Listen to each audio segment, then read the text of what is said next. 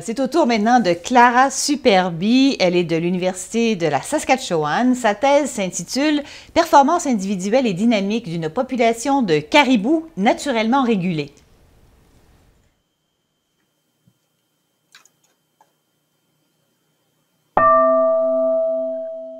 C'est la crise. Sanitaire, économique, ok. Mais ici, je vous parle de la 6e crise d'extinction massive des espèces. Alors qu'un mammifère sur 4 est en danger, les caribous des bois n'y échappent pas et sans eux, tout l'écosystème boréal risque de s'effondrer. Pour comprendre le mécanisme à l'origine de leur déclin, imaginez que vous êtes Céline Dion et vous n'en pouvez plus de la célébrité. Pour dîner, vous avez 2 choix. Le tout dernier restaurant gastronomique de Saint-Tropez, bondé de stars et paparazzi, ou le vieux Tim Hortons de Saskatoon, au calme, mais où la qualité du menu est douteuse. Les caribous ont fait le choix d'eux. Ils préfèrent mal manger et sauver leur peau plutôt que de festoyer avec les orignaux qui attirent des hordes de prédateurs.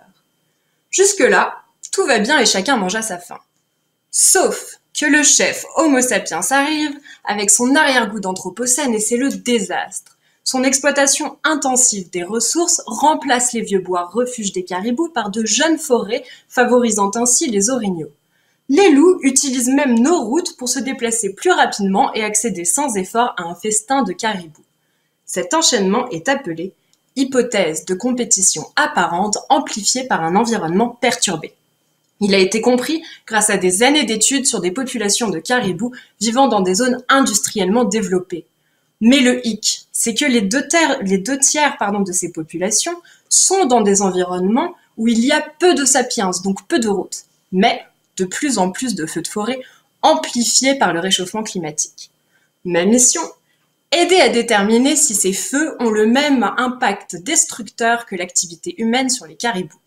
Jamais je n'aurais imaginé que l'écologie animale m'embarquerait pour de longues heures d'hélicoptère dans le nord de la Saskatchewan où 55% de la forêt a récemment brûlé. J'y ai observé des centaines de caribous, certains munis de colliers GPS. J'ai pu estimer leur capacité à survivre, à se reproduire et identifier leur habitat préféré. Comme si je vous espionnais pour savoir si vous préférez aller à Walmart ou Superstore. Ce que j'ai vu, c'est que les caribous du nord de la Saskatchewan continuent à se réfugier dans les vieux bois de conifères. Malgré les feux, leur population semble stable et en sécurité. Là-bas, la forêt boréale est en fait capable de remplacer les arbres brûlés par les mêmes essences car l'humanité l'impacte peu. Elle se régénère donc naturellement sans trop favoriser ni les orignaux ni les loups. Mes résultats serviront de référence pour protéger le caribou au Canada et déterminer le seuil de perturbation qu'il est capable d'endurer. Mais il soulève une question à débattre. Faut-il s'acharner à sauver les populations dont l'environnement a été détruit ou protéger l'habitat naturel de celles qui résistent? Pour l'instant, quelle que soit la recette, la résilience est l'ingrédient à ne jamais oublier. Merci.